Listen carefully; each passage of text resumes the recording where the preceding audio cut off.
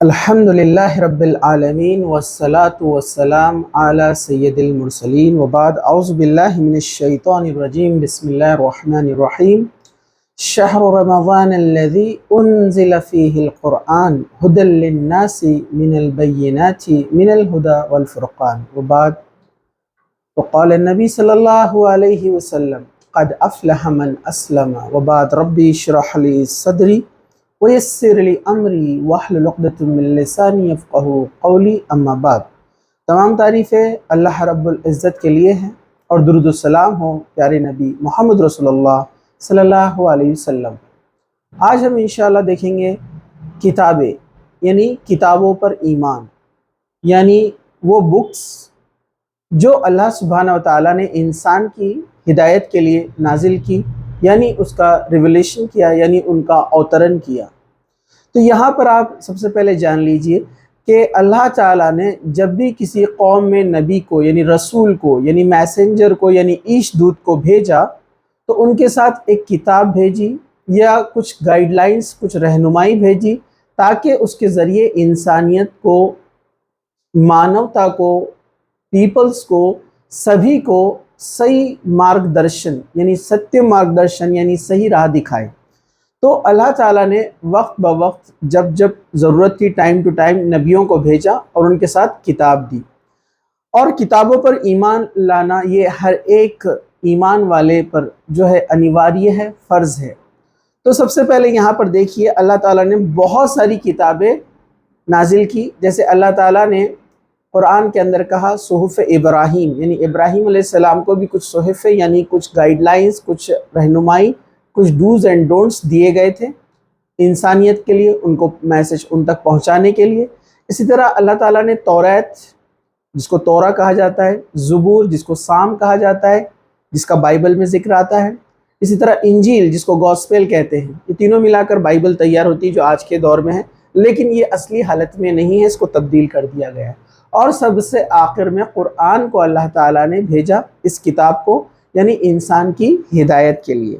تو سب سے پہلے ایک بات آپ جان لیجئے کہ قرآن جو ہے اس سے پہلے کے جتنے گرنتھ آئے تھے، اچھا میں نے یہاں پر 4 گرنتھوں کے نام لیے قرآن کے علاوہ، اس کے علاوہ بھی بہت سارے گرنتھ ہیں۔ اب جو لوگ سن رہے ہوں گے کہ ہمارے دھرم کا گرنتھ کا نام تو قرآن میں نہیں ہے، تو اللہ تعالیٰ نے 1.25 لاکھ سے زیادہ میسنجرز بھیجے، تو ظاہر سی بات ہے گرنتھ بھی بہت سارے آئے تھے، لیکن قرآن نے سبھی کا ذکر ڈسکشن یہاں پر نہیں کیا۔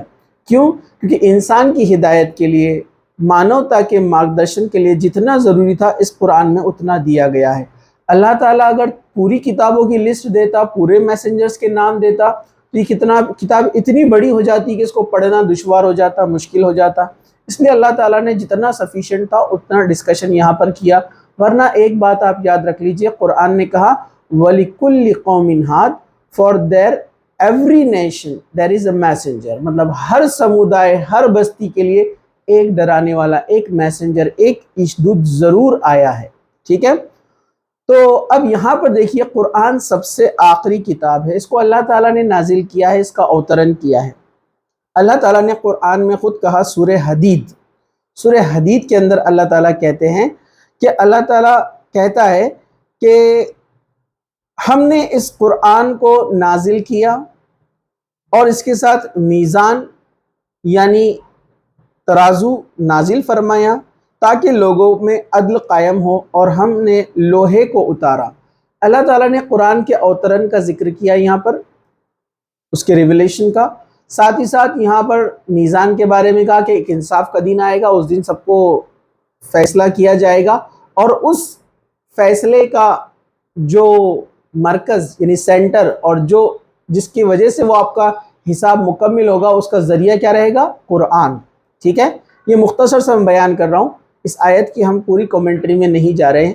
آگے ایک خاص بات اللہ تعالیٰ نے کہی کہ ہم نے لوہے کو اتارا، تو یہ قرآن کے اندر ایک زبردست نشانی ہے۔ قرآن نے وہ بات کہی جس کو انسان پہلے نہیں جانتا تھا۔ آپ کو ابھی ماڈرن سائنس سے پتہ چلے گا جو آئرن ہوتا ہے Fe، یہ اس دھرتی کا ایلیمنٹ نہیں ہے، اس کا عناصر نہیں ہے۔ دنیا میں جتنے بھی ایلیمنٹس ہم پیریوڈک ٹیبل میں بھی پڑھتے ہیں، جو کیمسٹری جانتے ہیں 118 ایلیمنٹ، اس میں سے 117 ایلیمنٹ سب ہائیڈروجن کے ذریعے تیار ہوئے ہیں، لیکن آئرن ایک اکیلا ایسا ایلیمنٹ ہے جس کو اوپر سے اتارا گیا ہے، یعنی سائنس مانتی ہے کہ کسی دوسرے پلانٹ سے آیا، یہ دھرتی کا یعنی ارتھ کا نہیں تھا، یہ میٹیرائٹس کی شکل میں دھرتی میں آ کر دھس گیا، بعد میں اس کا جو ہے آکسائڈز وغیرہ فارم ہو گئے، یہ اس دھرتی کا ایلیمنٹ نہیں ہے، سائنس آج کہتی ہے۔ قرآن نے تو پہلے ہی کہا آج سے 1450 سال پہلے کہ ہم نے لوہے کو اتارا، یعنی لوہا یہاں کا پارٹ نہیں تھا اس دھرتی کا، ٹھیک ہے؟ تو یہ ایک نشانی ہے۔ ایسے قرآن میں تھاؤزنڈس آف نشانیاں ہیں جو سائنس آج پروف کرتی ہے، لیکن 1450 سال پہلے وہ پریشت محمد صلی اللہ علیہ وسلم نے یہ بات بتائی جو پڑھنا لکھنا نہیں جانتے تھے، اور نہ کسی دانشور اور وائس پرسن سے وہ ملے جس سے لے کر انہوں نے کاپی کیا ہو، ایسا بھی پاسبل نہیں ہے، کیونکہ اس زمانے میں سائنس اس لیول تک پہنچی ہی نہیں تھی کہ جو اتنے ساری چیزوں کو جان سکے۔ تو یہ ایک نشانی ہے کہ لوگ جانے کہ یہ اللہ کی کتاب ہے، ٹھیک ہے؟ پھر آگے اللہ نے کہا جس میں سخت حیت اور قوت ہوتی ہے، لوہا بڑا ایک مضبوط اور ایسا دھات ہے کہ دنیا میں ہم جانتے ہیں ہر جگہ اس کا استعمال ہوتا ہے اور لوگوں کے لیے بھی بڑے فائدے کی چیز ہے۔ اللہ تعالیٰ نے لوہے کے فائدے بھی بتائے یہاں پر، اور اس لیے بھی کہ اللہ جان لے کے اس کی اور اس کے رسولوں کی مدد بے دیکھے کون کرتا ہے۔ یہاں پر ایک بات بھی اللہ تعالیٰ نے کہی کہ ہم نے قرآن کو نازل کیا انسان کی ہدایت کے لیے، اور اللہ تعالیٰ اس کے ذریعے آزما رہا ہے، ٹیسٹ لے رہا ہے کہ کون اس کے میسنجر یعنی محمد صلی اللہ علیہ وسلم کی ہیلپ کرتا ہے اور کون نہیں کرتا ہے۔ بے شک اللہ تعالیٰ قوت والا زبردست ہے۔ تو یہ سورہ حدید میں اللہ تعالیٰ نے اس کے بارے میں یہاں پر بیان کیا۔ اور بھی جگہ قرآن میں اللہ تعالیٰ نے کہا کہ اللہ تعالیٰ نے قرآن کو نازل کیا، یعنی اس کا اوترن اللہ کی طرف سے ہے۔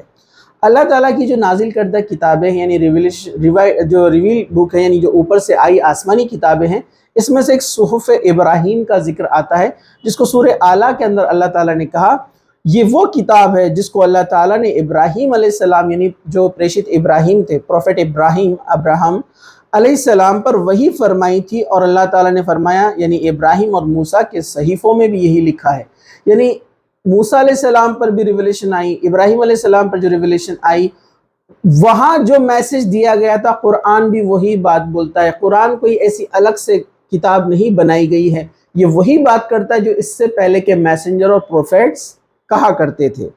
دوسرے نمبر پہ کتاب ہے توریت، جس کو تورا کہتے ہیں یہودی اور عیسائی۔ اللہ تعالیٰ نے قرآن میں اس کا ذکر کیا اور فرمایا سورہ انبیاء کے اندر کہ یہ وہ مقدس کتاب تھی جسے اللہ تعالیٰ نے موسیٰ علیہ السلام پر نازل فرمائی تھی۔ ہم نے توریت نازل فرمائی جس میں ہدایت اور نور ہے، یعنی گائیڈنس ہے اور لائٹ ہے، روشنی ہے، اندھیروں سے نکال کر روشنی کی طرف لے کر آتی ہے، وہ توریت تھی جو اللہ نے نازل کی تھی۔ اس تورات کے ساتھ اللہ تعالیٰ کے ماننے والے انبیاء علیہ السلام اور وہ لوگ جو علماء فیصلہ کرتے تھے، کیونکہ انہیں اللہ کی اس کتاب کی حفاظت کا حکم دیا گیا تھا۔ اس سے ایک بات پتہ چلی کہ سورہ المائدہ کے اندر یعنی آیت نمبر ہم 44 تک جو پڑھ رہے ہیں، اس میں اللہ تعالیٰ نے کہا کہ اس سے پہلے جو کتابیں آئی تھی وہ اس زمانے کے اہل علم یعنی اس کے جو اسکالرز تھے ان کی ذمہ داری تھی کہ اس کتاب کی حفاظت کرتے، اس کا پروٹیکشن کرتے، ٹھیک ہے؟ لیکن انہوں نے کیا کیا؟ اپنے ہاتھوں سے اسے بدل دیا۔ اب تمہیں چاہیے کہ اللہ سے نہ ڈر اور صرف میرا ڈر، اور تمہیں چاہیے کہ لوگوں سے نہ ڈر اور صرف میرا ڈر رکھ، یعنی اللہ کا ڈر رکھ، میری آیتوں کو تھوڑے مول پہ نہ بیچو۔ یہ اللہ تعالیٰ کہہ رہا ہے کہ تم لوگ میری آیتوں کو تھوڑے سے مول پر نہ بیچو۔ اصل میں جو اہل کتاب تھے جوز اینڈ کرسچنز، اسپیشلی جوز کے بارے میں ذکر ہے کہ انہوں نے کیا کیا؟ اللہ کی کتاب میں تبدیلی کر لی، یا اپنے حساب سے قانون کو چینج کرتے۔ کوئی غریب آدمی گناہ کرتا تو اس کو سزا دی جاتی، کہتے تھے توریت میں لکھا ہے اس گناہ کی سزا یہ رہیں گی، لیکن کوئی امیر آدمی کرتا، پیسے والا کرتا تو اس سے پیسہ لے کر اس کو چھوڑ دیتے۔ تو انہوں نے اللہ کی کتاب کو بیچنا شروع کیا اس انداز میں۔ تو اللہ تعالیٰ نے کہا کہ تھوڑی تھوڑی قیمت پر اللہ کی آیتوں کو مت بیچو، اور جو لوگ اللہ تعالیٰ کی اتاری وحی کے ساتھ فیصلے نہ کرے وہ پورے کافر ہیں، یعنی پورے انکاری ہے، انکار کرنے والے ہیں۔ سورہ مائدہ کے اندر اللہ تعالیٰ نے کہا یہ یہودیوں نے کام کیا تھا، ٹھیک ہے؟ اسی طرح زبور، یہ بھی ایک کتاب ہے۔ زبور وہ کتاب ہے جسے اللہ تعالیٰ نے داؤد علیہ السلام یعنی پروفیٹ ڈیوڈ جن کا بائبل میں ذکر آتا ہے، ہم نے داؤد کو زبور عطا کی۔ ہم نے یعنی جو زبور جس کو سام کہا جاتا ہے، اس کا اوترن حضرت داؤد علیہ السلام پر ہوا۔ سورہ نساء آیت نمبر 163 میں اللہ تعالیٰ نے کہا۔ اسی طرح انجیل جو کتاب جو ہے عیسیٰ علیہ السلام پر نازل ہوئی تھی۔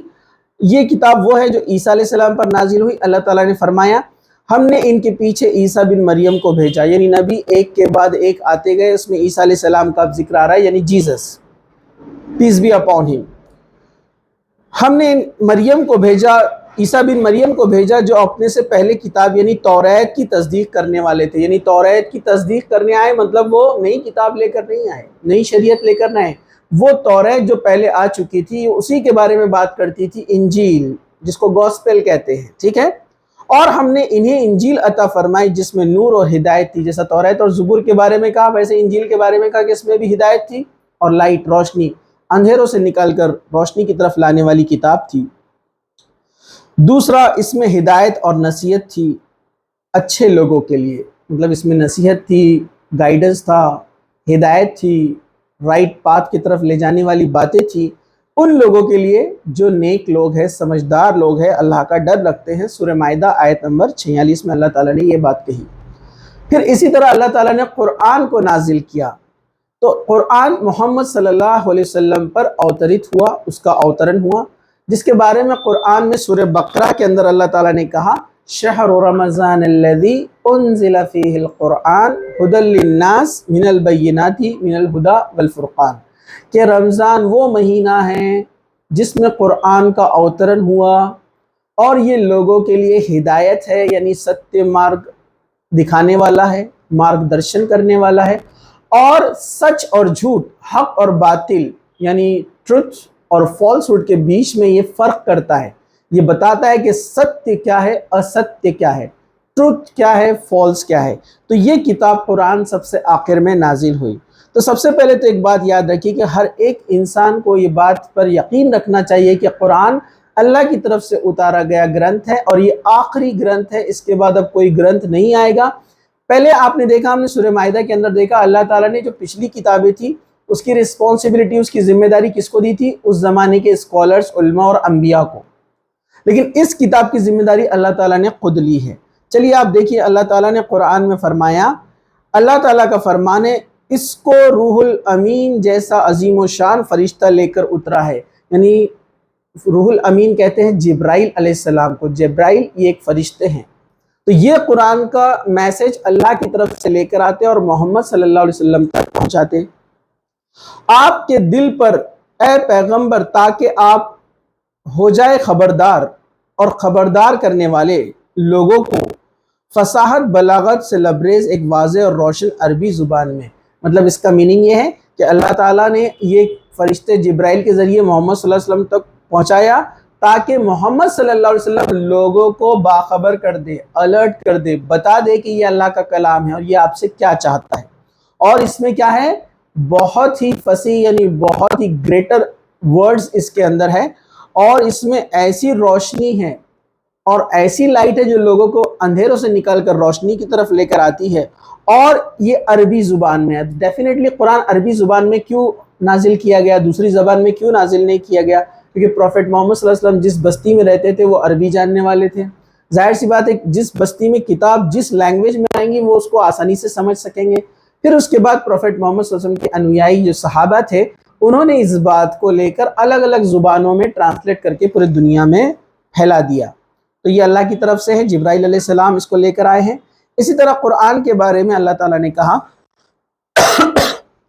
اے محمد صلی اللہ علیہ وسلم، تم پر سچی کتاب نازل کی جو پہلی آسمانی کتابوں کی تصدیق کرتی ہے، مصدقا لما بین یدیہم، یہ جو قرآن ہے یہ نیا کوئی گرنتھ نہیں ہے، اس سے پہلے جتنی بھی قومیں سمودائے آئے ہیں آدم کے بعد سے لے کر آج تک، یہ ان سب کی تصدیق کرتا ہے، ویریفائی کرتا ہے اس کو۔ قرآن ویریفیکیشن کرتا ہے پرانی کتابوں کو، یہ کوئی نیا گرنتھ نہیں ہے، یہ بس آخری گرنتھ ہے جو پچھلی کتابوں کو ویریفائی کرتا ہے۔ وَأَنزَلَ التَّوْرَاةَ وَالْإِنجِيلَ، اور ہم نے تورات بھی اتاری تھی، انجیل بھی اتاری تھی، یعنی تورا اور گوسپل، لوگوں کی ہدایت کے لیے۔ اب اس نے یہ فرقان نازل کیا، فرقان قرآن کا دوسرا نام ہے، یعنی فرق کرنے والا سچ اور جھوٹ میں۔ لہٰذا اب جو لوگ اللہ کی آیتوں سے انکار کرتے ہیں یقیناً ان کے لیے سخت عذاب ہے اور زبردست بدلہ لینے والا ہے۔ سورہ العمران آیت نمبر 3 اور 4 کے اللہ تعالیٰ نے کہا کہ اب جو اس کا انکار کرے گا اللہ کے اس گرنتھ کا، تو اللہ تعالیٰ اس سے بدلہ یعنی اس کو آخرت میں نرک میں ڈالے گا، اس کو سزا دے گا۔ ٹھیک ہے، اس سے پتہ چلا ہے کتاب پرانی کتابوں کو ویریفائی کرتی ہے۔ اسی طرح یہ وہ کتاب ہے جس میں اللہ تعالیٰ آسمانی قوانین بیان کرتا ہے، یعنی جو شریعہ لا ہے کہ ڈوز اینڈ ڈونٹس، کیا کرنا ہے کیا نہیں کرنا ہے، قرآن یہ کہنے کے لیے آیا ہے آج ہم نے تمہارے لیے تمہارا دین کامل کر لیا۔ اللہ تعالیٰ نے سورہ مائدہ آیت نمبر 3 میں کہا کہ آج کا دن مکمل ہو گیا، یعنی 23 ایئرس میں قرآن جب کمپلیٹ ہوا، مطلب ٹائم ٹو ٹائم جب پروفیٹ محمد صلی اللہ علیہ وسلم پر قرآن کا اوترن ہوتا رہا، تو یہ سورہ مائدہ جب آخری 3 نمبر کی آیت سورہ مائدہ کی اتری، یہ آخری آیت تھی، اور یہ پروفیٹ محمد نے حجۃ الوداع جب اپنا لاسٹ سیریمن تھا یعنی حج کیا، تب یہ لوگوں کو کہا کہ اللہ تعالیٰ نے قرآن میں کہا کہ آج دین مکمل ہو گیا ہے، کمپلیٹ ہو گیا ہے، اور اللہ نے اپنی نعمتیں تم پر پوری کر دی ہے، سارے بلیسنگز اللہ تعالیٰ نے یہاں پر جو ہے کمپلیٹ کیے ہیں اس قرآن کے ذریعے سے، اور اسلام کو دین ہونا پسند کیا ہے۔ مطلب اب جو ریلیجن اللہ کے نزدیک رہے گا وہ صرف کیا ہے؟ اسلام۔ ان الدین عند اللہ الاسلام، اللہ کے نزدیک جو دین ہے، رائٹ پاتھ ہے، وہ اسلام ہے۔ ہاں، جو شخص بھوک میں، ناچاری میں، اور مطلب آگے جو آیت بیان کی جا رہی ہے کہ جو انسان مجبور کر دیا جائے، کچھ جانوروں کے تعلق سے جو حلال اور حرام کے بارے میں آیا ہے، تو جو مجبور انسان ہو وہ ایسی چیزیں کھا سکتا ہے جو اس کے لیے حلال نہیں تھی، یہ مجبوری کے کیس میں اس کا یہاں پر ڈسکشن آ رہا ہے۔ خیر یہ ہمارا بھی ٹاپک نہیں ہے، ہم آگے بڑھتے ہیں۔